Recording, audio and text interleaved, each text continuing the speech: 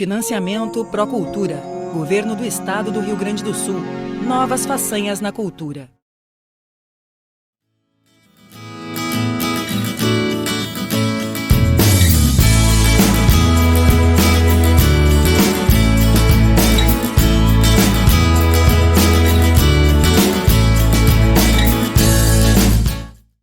Boa tarde, nós estamos aqui hoje para mais uma entrevista dentro do projeto Gravataí Entre Anjos e Gravatás, que é um projeto realizado pelo edital de criação e formação de diversidade das culturas, realizado pela Lei 14.017 de 2020. Nós estamos aqui hoje com Mari Veleda, que é técnica em artes visuais, que vai fazer, então, a sua apresentação para contribuir com esse nosso projeto. Com vocês, então, a Mari. Boa tarde a todas e a todes e a todos. Eu quero agradecer o convite feito pelas irmãs Tomassin e pela Marli, né? Eu estou lisonjeada mesmo com esse convite, poder falar um pouquinho da minha trajetória e do Quiosque da Cultura, que eu sou coordenadora, né? Eu sou a técnica de artes visuais do município de Gravataí, concursada. Ingressei em 2014, né, via concurso público. Antes de mim, ali no Quiosque da Cultura, teve a Paula Luersen, né, que é uma queridíssima também, e atuou fortemente no segmento de artes visuais. Então, desde então, eu estou à frente ali das decisões e dos projetos, principalmente voltados à área de artes visuais, mas também, assim, que atendem outros segmentos, né? Porque o Quiosque da Cultura é um espaço cultural do município, que é bem referente, o espaço que é reconhecido, né, como espaço da cultura e da arte dentro do município. Sobre mim, assim, eu tenho formação em artes visuais pela URGS, eu tenho o bacharelado em escultura e a licenciatura em artes visuais. Então, além de fazer parte ali da Secretaria de Cultura, né, como técnica em artes visuais, eu coordeno o Quiosque da Cultura, faço parte da comissão da Lei Aldir Blanc em Gravataí, e atualmente eu estou, né, participando como indicada do governo no Conselho Municipal de Política Cultural. Então, Mari, a gente queria falar contigo, tu é responsável pelo quiosque, né, que acho que é um dos principais, se não o principal espaço de cultura da área de artes visuais, principalmente. Eu queria falar contigo como é que funciona a questão desse espaço, como é que tu chegou a conhecer o quiosque e como é que é para te trabalhar no quiosque. Claro. Então, gente, como eu falei antes, eu ingressei na Prefeitura de Gravataí no ano de 2014, né? Então, eu já cheguei ali, no outro dia já tinha uma abertura de exposição, que até era do Hamilton Fialho, uma exposição fotográfica, do primeiro prêmio de artes visuais que tinha no município até então, né? Então, eu já cheguei, assim, com essa demanda de participar daquela montagem de exposição, auxiliei, né, o Hamilton, entrei em outubro de 2014, então, o Quiosque da Cultura tem um lugar especial no meu coração, assim, eu tenho muito carinho, luto muito, assim, para manter o espaço, para que a gente tenha ações bacanas, né, não só de artes visuais, mas de outros segmentos, né, mas, prioritariamente, o segmento de artes visuais é desenvolvido por mim ali. A partir do ano de 2015, nós iniciamos com o Prêmio Dana, que é o Prêmio de Incentivo às Artes Visuais do município, né, patrocinado pela Dana, né, que é uma empresa de Gravataí, é um patrocínio master. Então, já foram realizadas 5 edições do Prêmio Dana, né, desde 2015. Em virtude da pandemia, claro, né, nós já estávamos nos trâmites para que ocorresse um novo Prêmio Dana, né, que seria a 6ª edição em 2020, mas em virtude da pandemia, né, as atividades do quiosque acabaram se paralisando, né, porque a gente não podia ter presença de público, aglomerações, e o quiosque, desde março de 2020, ele está fechado para os projetos artísticos e culturais do município, né, infelizmente, mas em virtude de toda a situação, né, é compreensível, a gente está enfrentando uma pandemia que ninguém nunca imaginou, acho, passar por isso. E todos os projetos que estão sendo realizados no quiosque agora, inclusive nós temos um edital da Lei Aldir Blanc que era de ocupação do quiosque, agora eles ocupam virtualmente o espaço, né? Que são as redes sociais, o Instagram do quiosque e a página do Facebook, porque atualmente o quiosque está cedido para utilização da Secretaria da Saúde, que eles estão realizando testes de Covid, né? Ali no espaço, mas isso é provisório. Torço que em breve a gente consiga retomar as atividades do quiosque e voltar a ver a arte, a cultura, não só de artes visuais, mas de todos os segmentos, a circular ali no espaço novamente, que é um espaço muito querido pela população. Eu vou trazer um breve histórico, assim, do quiosque. O quiosque, até o ano de 2009, ele era, ali se localizava um bar, né, que era por uma concessão a um terceirizado. Então, a prefeitura de Gravataí entrou numa batalha de reintegração de posse.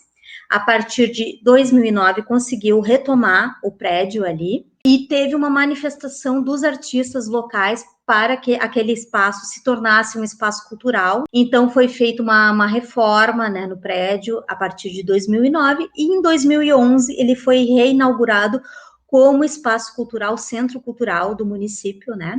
E desde então foram realizados vários prêmios de incentivo às artes visuais, saraus, serestas, apresentações musicais, encerramento das oficinas da Secretaria de Cultura, Esporte e Lazer, né, que é a SMCEL, que gere o Quiosque da Cultura, atividades ligadas a RPG, né, que tem uma cultura muito forte ali no município, que o pessoal se reunia para fazer os jogos de RPG, com o apoio do Coletivo Artes, que também participa bastante, né?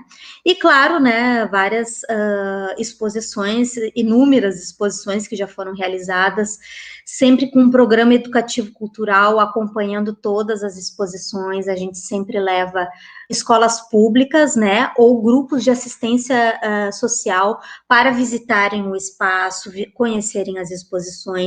A gente sempre faz algumas oficinas pontuais, assim, de acordo com os temas das exposições, mas também em alguns momentos, principalmente no Prêmio Dana, a gente possibilitava encontros das escolas públicas, né, desses grupos de escolares com os artistas premiados. Então, isso aí, essa troca sempre foi muito importante ali. Então, é isso, tem várias diversas outras atividades que nós fazemos ali, mas eu acho que basicamente é isso, né? Bastante coisa. Sem dúvida. Sem dúvida, Mari. E assim, ó, dentro dessa questão, tu colocaste as exposições dentro do quiosque, né? E a gente sabe, assim, dentro desse processo dessa situação, dessa conjuntura atual, né, da pandemia, tu falaste um pouquinho do desenvolvimento dos projetos hoje dentro da questão da Lei Aldir Blanc, né, do município de Gravataí. Como é que foi?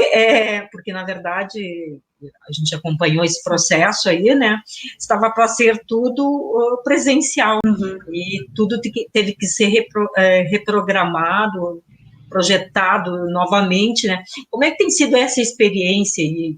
Porque a gente tem visto, tem acompanhado essa caminhada, né, dos grupos, e se isso foi importante, houve algum crescimento nesse sentido, da participação das pessoas, né, de conseguirem superar essa barreira que foi a pandemia. Como é que tu sentiu esse processo?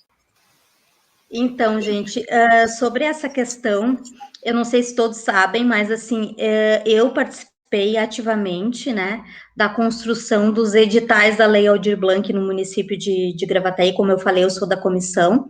Todos os editais que eram para o inciso 3, que no caso que eram para projetos culturais, foram criados por mim, pela Isabel Cristina, que é a técnica de artes cênicas, e a Adriana Emerim, técnica em literatura, né, que infelizmente ela já não está mais trabalhando na secretaria, né, ela se exonerou da secretaria, mas ficou o legado da Adri, assim, nessa construção de editais.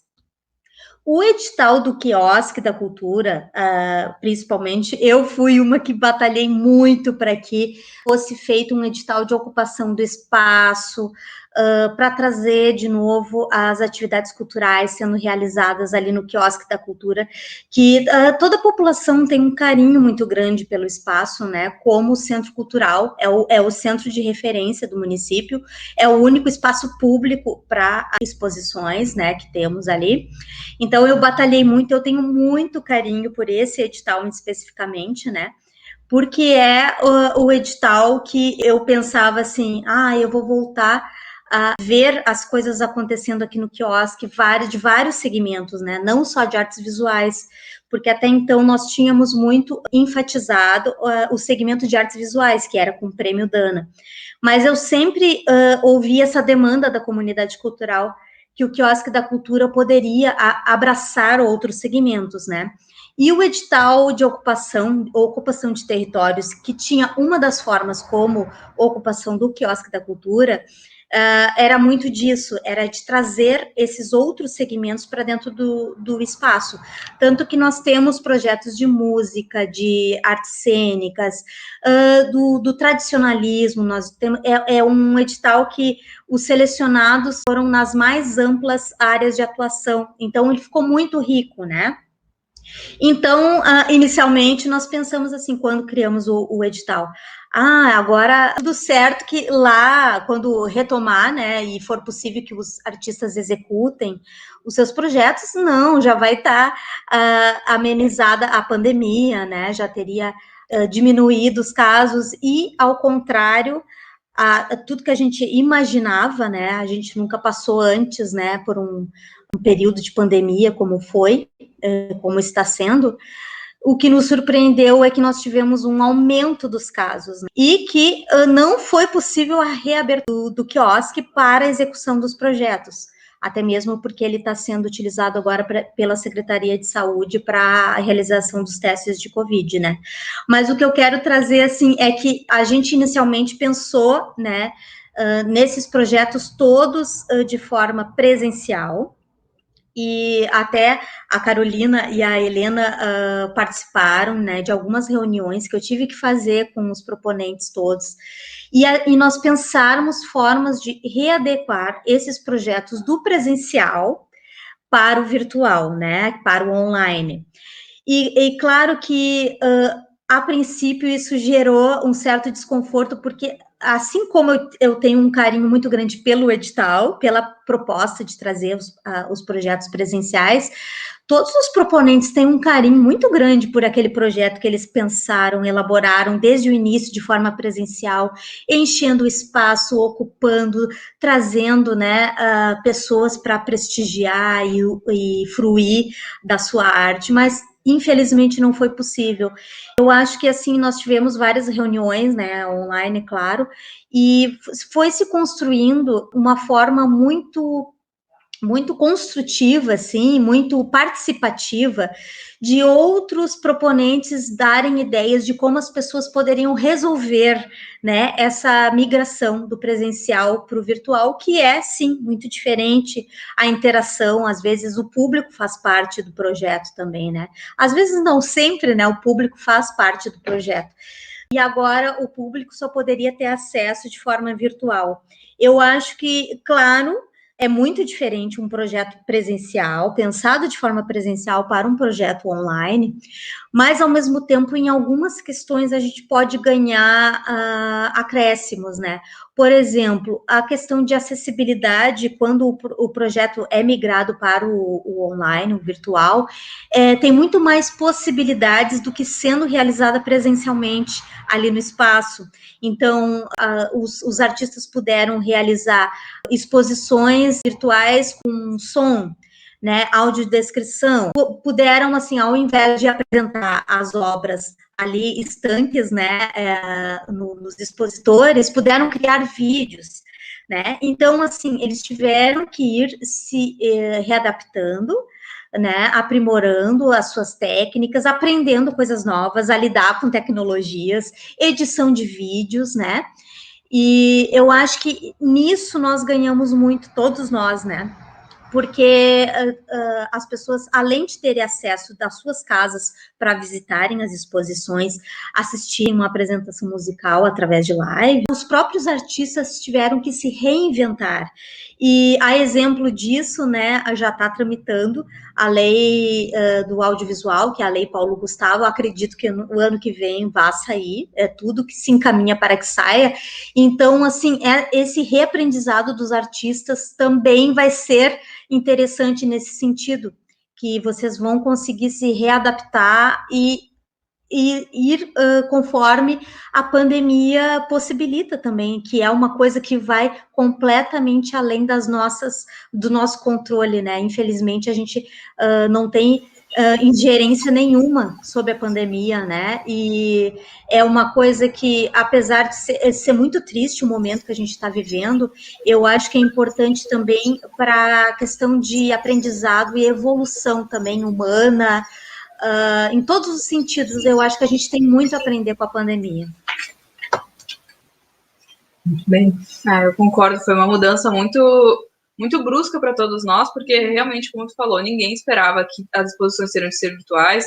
Eu sou uma dessas que levou um susto, tinha um planejamento de como é que seria, e a gente se adapta, muda, e realmente tem muito a se ganhar com as exposições virtuais, e tem muito a se ganhar com esse novo conceito, né? A gente usou, inclusive, o Mapa Cultural, né? Foi uma plataforma que vocês aderiram para que os proponentes pudessem se identificar, mostrar o trabalho. Como é que foi essa questão do Mapa Cultural com a questão ali do quiosque, de poder saber onde os artistas ficam? Porque funciona assim, é realmente um mapeamento da cultura da cidade, né? Uhum. Então, o Mapa Cultural, ele foi não só determinante, mas fundamental em todo o processo, né? Ele foi implementado justamente por uma exigência da Lei Aldir Blanc. É uma necessidade que nós percebemos de mapear e ter conhecimento de todo o tecido cultural do município, né? De todos os segmentos, porque no mapa é possível ter não só a gente localizar os agentes culturais, mas principalmente os espaços culturais, e não necessariamente os espaços com sede, isso é importante dizer. Até mesmo aqueles que têm um ateliê na sua própria casa, puderam ser mapeados pelo mapa cultural, ou, não sei, tem algum estúdio de companhia teatral, alguma... Então, assim, ele conseguiu fazer esse mapeamento amplo, possibilitou que a Secretaria de Cultura se aproximasse de espaços que até então estavam um pouco distantes, assim, do nosso contato, principalmente os quilombos, esses espaços, assim, de fala, né, específicos e tão importantes para a cultura do município. Gravataí tem muito forte a cultura indígena, açoriana, a cultura negra também, quilombola, né, na sua história ali de formação. Então, a gente ter esse contato e fazer esse mapeamento foi fundamental. Essa ferramenta, né, que foi implementada por ocasião da Lei Aldir Blanc, nós conseguimos fazer uma busca ativa muito grande. Eu não sei se vocês sabem, mas o mapa cultural, ele permanece permanentemente aberto para cadastros, né, de agentes culturais, de espaços, de ONGs, enfim, né, todas as atividades relacionadas à cultura. Então, quem quiser sempre pode se cadastrar a qualquer momento lá no mapa cultural. Então, é a partir dele que a gente consegue ver, né, de uma forma mais visual, no mapa mesmo, quais os segmentos que naquele bairro, naquele determinado bairro, tem maior atuação. Aqui nesse outro bairro tem uma cultura do movimento hip hop muito grande. Quantos CTGs tem nesse outro bairro? Então, isso é muito importante para que a gente possa conseguir se aproximar, né, do tecido cultural, dos agentes, e fazer essa busca ativa. Em muitos casos, nós tivemos que fazer contato com, por exemplo, associações de bairro, né? Em algumas associações tem atividades culturais, tem aulas de capoeira, tem aulas de balé, e nem todo mundo sabe. Então, estando no mapa ali, qualquer pessoa pode pesquisar, né? Além de que qualquer pessoa pode se cadastrar, qualquer agente cultural, qualquer espaço, e ficar ali disponível como um portfólio. Por exemplo, a Carolina Tomassin, a Helena podem fazer lá o seu portfólio colocar os prêmios que já ganharam, os projetos que já fizeram, fotos de seus trabalhos. Então, se alguém quer pesquisar quantos agentes culturais da área de artes visuais tem no município, aparece lá um portfólio. Então, isso é muito bacana, porque ele funciona também como um cartão de visitas de todos os artistas do município. Eu acho que é interessante, né, essa questão que tu colocaste sobre os novos artistas, né, porque eu sou de um período, quando a gente iniciou, que a gente tinha muito poucas informações e, pelo menos, não se tinha ideia, né, de quais eram as atividades da cidade, as atividades culturais e tudo, né.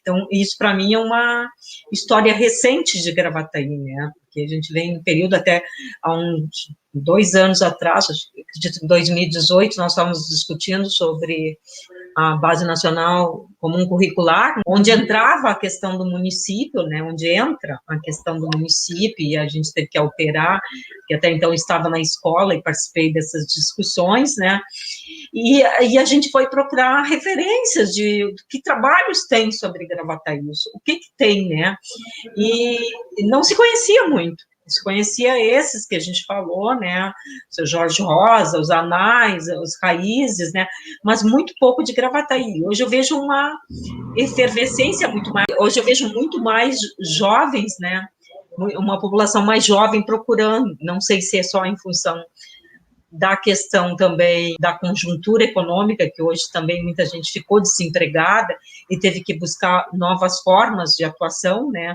porque até então muitos vinham de outras atividades, outras profissões, e tiveram também que desenvolver trabalhos que gostavam até, mas que trabalhavam, mas que não tinham espaço, né.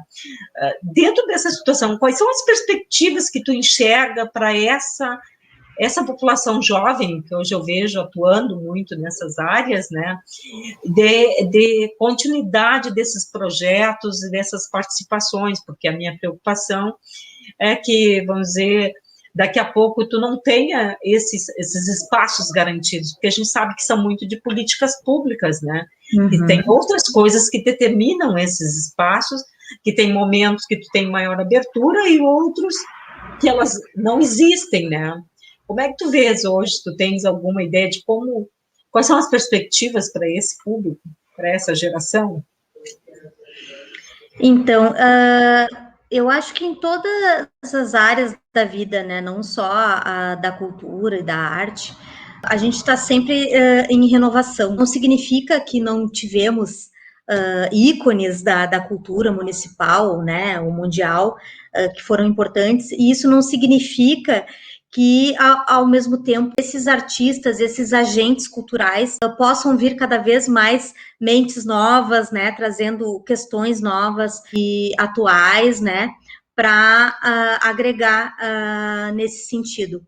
Eu acho que muito do que a tecnologia também, né, imposta principalmente por esse momento de pandemia, quem é assim mais jovem e tal, tem mais familiaridade, né, com essas tecnologias.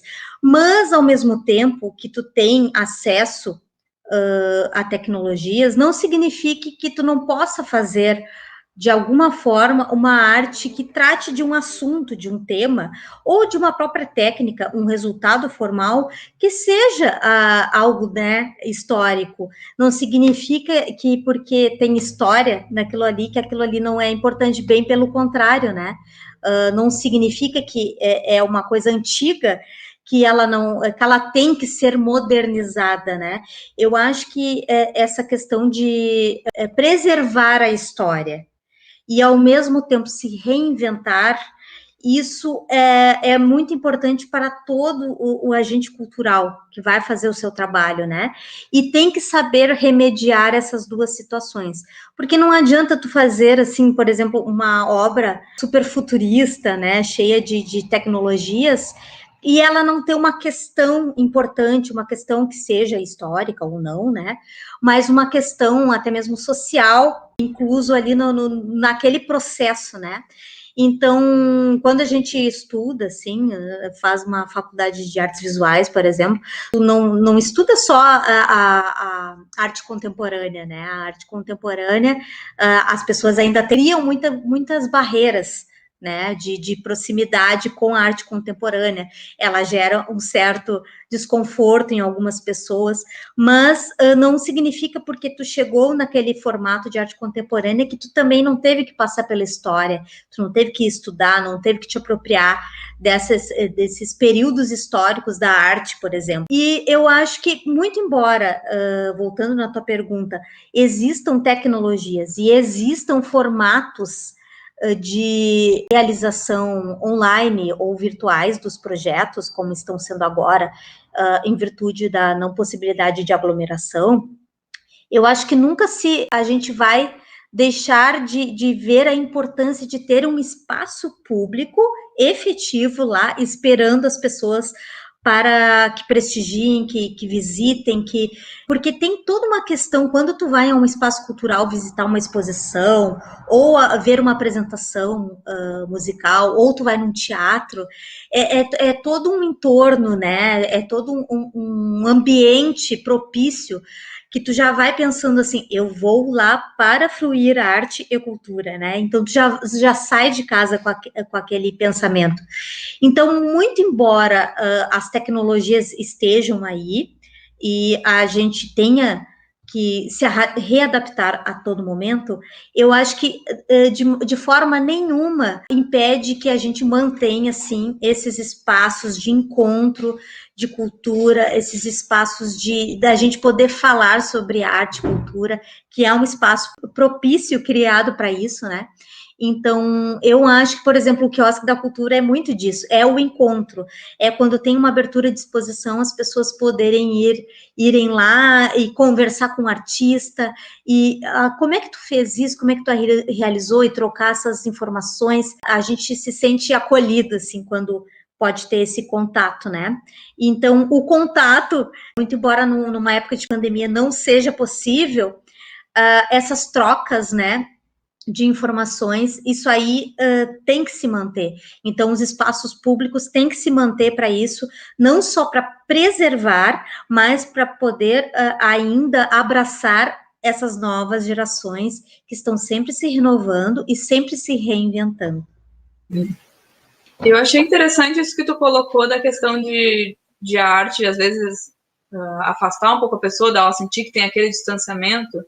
E tu falou dessa questão do quiosque ser um local de encontro. E eu acho que a própria localização do quiosque ela propicia isso, né? Ele é um lugar, para quem não conhece, né? Ele é um prédio de um formato já singular, né? Ele é redondo, ele tem muitos espaços de vidro e ele é bem no centro, ou seja, quando tu chega no centro da cidade, tu dá de cara com o quiosque, e o fato dele ser todo de vidro faz com que tu, mesmo não entrando nele, chame as pessoas para dentro dele, né? Então, acho que isso, por si só, talvez não tenha sido planejado, mas acaba fazendo essa função. Tu consegue, do outro lado da rua, ver uma exposição que está lá no quiosque, porque dá para ver os quadros por ali. Eu, assim, sou suspeita para falar, né? Eu tenho um carinho muito grande pelo Quiosque da Cultura, eu luto muito para manter o espaço ali e sempre termos atividades, principalmente recebendo grupos escolares, né? Quando os artistas não recebem, eu que faço ali uma visita guiada, né? Então, claro, o quiosque, como eu costumo dizer, né? Ele é no centro de Gravataí, eu costumo dizer que ele está localizado no coração da população de Gravataí. E ele é super convidativo, como tu disse, né? Ele tem essa arquitetura singular, assim, um prédio circular no meio de uma praça, né, bem no coração ali, como eu digo, todo envidraçado, então as exposições estão acontecendo ali dentro, mas as pessoas transitando pela praça conseguem ver o que está acontecendo no quiosque, né, e ele é determinante nesse sentido, assim, e por isso dá importância de preservação desse espaço e de manutenção dele como equipamento cultural, né. Ele faz parte das políticas públicas para a cultura no município de Gravataí. Então, Mari, pois é, essa questão do coração é uma boa maneira de ver essa localização do quiosque, né? Vou adotar isso aí para explicar para as pessoas como é que funciona. Eu sei que tu comentou já das atividades que estão desenvolvidas no quiosque, eu sei que agora no momento ele não está funcionando, na pandemia e tudo mais, mas eu queria que me dissesse mais ou menos como é que funcionam as atividades. Eu sei que tem o Prêmio Dana, eu sei que vocês fazem as exposições, tem mais ou menos um cronograma fixo ou muda de semestre para semestre, muda de ano para ano? Como é que as atividades funcionam geralmente no quiosque? Então, gente, o Quiosque da Cultura, eu geralmente defino o calendário no final de um ano para o ano todo seguinte, né? Eu sou virginiana, sim, eu adoro fazer uma planilha. Tenho que ter um planejamento, uma organização, né?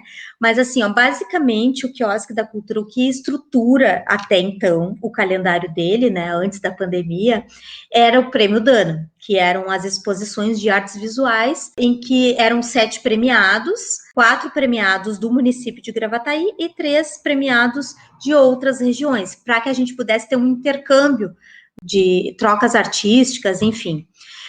Então, é basicamente por edital, né? Nós não fazemos assim a ocupação do espaço que não seja prioritariamente por edital, porque o edital é a forma mais justa, né? Que tu coloca as condições e todos entram da mesma forma e em igualdade de condições de acordo com o edital. Então, o edital é a melhor forma. É submetido com um projeto de exposição, no caso do Prêmio Dana, né? No caso de projeto do edital de ocupação de territórios, daí também tinha que ser submetido uma proposta que foi selecionada por uma banca que não foram pareceristas da Secretaria de Cultura, e sim pareceristas contratados também por edital, porque a gente entende ali na Secretaria de Cultura que o edital é a forma mais igualitária de participação, né? Às vezes acontece de alguns períodos ter ocupação por algum convidado, né, ou sei lá, algum grupo que já seja bem atuante, por exemplo, o Coletivo Artes no início do ano, no mês de janeiro, nós fizemos uma exposição de fanzines com o Denilson Reis, né, que é criador do fanzine Tchê, o mais longevo do Brasil, né, o mais antigo do Brasil. Então, assim, são atividades pontuais, mas basicamente para entrar com um projeto de ocupação ali, é via edital, né? E daí, além do Prêmio Dana, nós temos convocatórias fotográficas, porque em Gravataí tem, sim, uma atuação muito grande de fotógrafos, não só profissionais, como amadores também. O pessoal gosta muito de fotografia, e daí nós criamos, há vários anos, a convocatória Visões Urbanas, que daí, no caso, são visões do cotidiano, né, do município de Gravataí, e é aberto para todo o país. Nós recebemos fotos já de Minas Gerais, Rio de Janeiro, São Paulo, enfim. É bem bacana também, tem essa convocatória. E já realizamos também uma convocatória de videoarte, que foi, eu acho que realizada no ano de 2016, e foi bem bacana também, porque daí era videoarte em 2 minutos, daí cada participante poderia mandar vídeos de até 2 minutos editados, né? E daí eles eram projetados no telão ali do quiosque. Então, assim, a gente está sempre pensando formas de abrir o espaço, mas que seja de forma igualitária para todos e a forma mais justa. Então, acaba sendo por edital, às vezes um regulamento simplificado, como foi o caso do videoarte em 2 minutos, né? E nós tivemos também uma exposição virtual, que é a Entre Mundos, né? E era justamente para as pessoas, logo que o quiosque foi fechado, nós criamos essa exposição virtual, que era para o envio de fotografias da pandemia. Então, as pessoas mandando fotos das suas casas, né, visões das suas janelas. Então, nós tivemos mais de 200 fotos participantes, né, mais de 70 participantes, inclusive participantes de outros estados, e até uma participante do Reino Unido mandou uma foto. Então, é bacana ter essa troca, né, esse intercâmbio cultural que a gente consegue através dos editais. Na área de artes visuais, principalmente, às vezes é muito o artista com o seu trabalho, né? E quando se criam esses coletivos, é possível tu ter uma troca, né, não só de técnicas, mas de informações, de história, de conhecimentos. Então, a importância de um coletivo, eu acho que é essa, sabe? Fortalecer os segmentos, né? Não é uma pessoa só fazendo arte, é um coletivo de artistas falando sobre diversos temas, ou um tema específico, né? Como um viés condutor ali das exposições, das propostas. Então, é isso que eu trago, assim, sabe? Não que o trabalho de um artista individualmente não seja fundamental, claro que é, mas o coletivo, ele fortalece mais essas relações, né, culturais e essas possibilidades. Então, eu só tenho a parabenizar a todos esses coletivos de artistas que tem no município e que abraçam outros também, né, como o Coletivo Artes, o Abacaxi com Morango, enfim, tem vários coletivos aí para a gente falar. E é isso, eu acho que é determinante essa união, né, dos segmentos ou do próprio segmento para fortalecer as questões que vão ser tratadas, né? Eu concordo completamente contigo. Quanto mais pessoas envolvidas num projeto de artes visuais, maior é a chance desse projeto se sobressair, melhor é a questão de troca de ideias entre os artistas, mais forte fica a cultura do município. Tem N vantagens essa questão de formar coletivos e espalhar arte pela nossa cidade, né? Mostrar que existem, sim, várias pessoas trabalhando com arte em Gravataí. Isso é muito legal. Até porque, às vezes, assim, tu tem uma preferência por uma técnica, uma temática. Agora, o outro tem conhecimento de outra técnica. E eu acho que isso só tem a enriquecer, sabe? Com essas trocas, né? Essas informações, essas trocas de conhecimento. E até, eu acho que a arte se faz não só pela produção, mas é muito pelo pensar também, né? Por tudo que tu consegue conversar com pessoas da tua área sobre determinado assunto e como abordar certas temáticas. Então, eu acho que vai além do só fazer, né? A arte também é tu pensar sobre, né? Pensar sobre aquilo que tu vai fazer, tu vai apresentar. E eu acho que os coletivos só têm a ganhar com essas trocas possíveis, né? Que os coletivos proporcionam. Essas questões aí que a gente gostaria de esclarecer, né, e levar para o público. Eu acho que hoje, e isso é uma coisa que a gente coloca, nossa busca, né, dentro desse projeto, é buscar uma identidade para a cidade, né. Uhum. Eu, como educadora, mais de 30 anos no município, tudo, a gente sempre sentiu essa questão da necessidade do aluno, do adolescente, ele se identificar com a sua cidade, com a sua história, né, então a gente busca um pouquinho isso e busca uma referência, inclusive, dentro desse trabalho que a Denise Pacheco começou, né. Uhum. Então, a gente agradece muito essa tua participação, sim, gostaria que é muito importante para nós, porque enriquece esse trabalho, né, todo que a gente está buscando desse resgate. O que tu pensa sobre essa questão da arte, da cultura em Gravataí? Então, gente, eu queria finalizar a minha fala, primeiramente, assim, ó, dando os parabéns para vocês por esse projeto, que é importantíssimo, né? De resgate da história, da preservação da história, de trazer para essa gurizada mais jovem, os adolescentes nas escolas, o conhecimento daqueles que foram importantes, né, para o município, não só dos espaços importantes, os espaços públicos, culturais, enfim, mas também as pessoas, né, os ícones, né, que a gente tem muito carinho por toda a sua trajetória, né, dentro da arte, da cultura e da história do município também, né. Então, eu confesso que antes de vocês me fazerem o convite para dar a entrevista, né, para o projeto, eu comecei a acompanhar o projeto de vocês nas páginas, né, e eu fiquei encantada, eu ainda comentei no grupo da comissão da Lei Aldir Blanc, né, olha só que bacana esse projeto, e o quanto é importante resgatar essa história, essa trajetória, né, do município, e passar adiante para essas novas gerações. Então, eu parabenizo vocês, eu assim, achei fundamental o projeto de vocês para a preservação de toda a história do município, o conhecimento, né?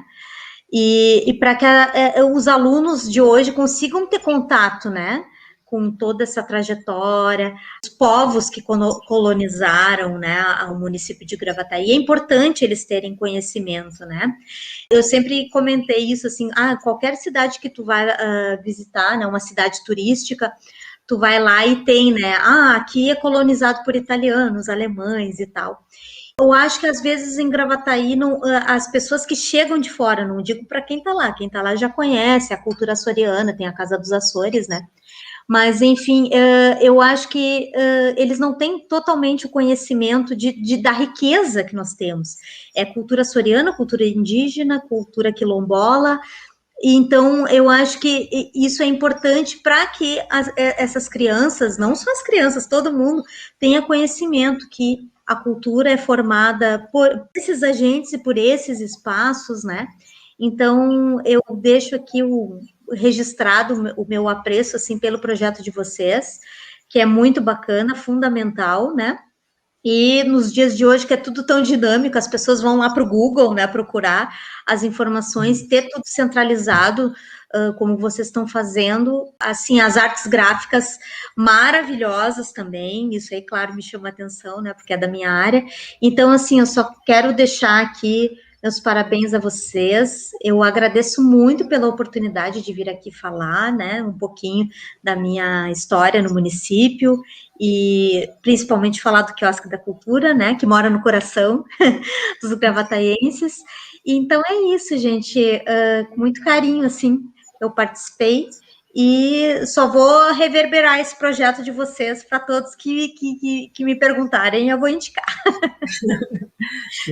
Obrigada, Mari. A gente agradece de verdade, assim, é muito legal poder falar com pessoas envolvidas na área da cultura e mostrar isso, né, divulgar esse trabalho, porque ao mesmo tempo que a gente divulga o nosso trabalho para vocês, a gente divulga o trabalho de vocês para as outras pessoas, e isso cria essa ótima conexão que as artes visuais são capazes de criar. As artes visuais, eu falo porque é da minha área, mas é a questão da cultura em geral, né, que cria essa conexão, esse diálogo com as pessoas, e envolve toda uma comunidade, criando esse vínculo entre todos os espaços e todos os artistas e todas as pessoas que trabalham nessa área da cultura, mostrando que sim, que tem cultura no município, que tem muita coisa boa e que é só questão de aproveitar, né?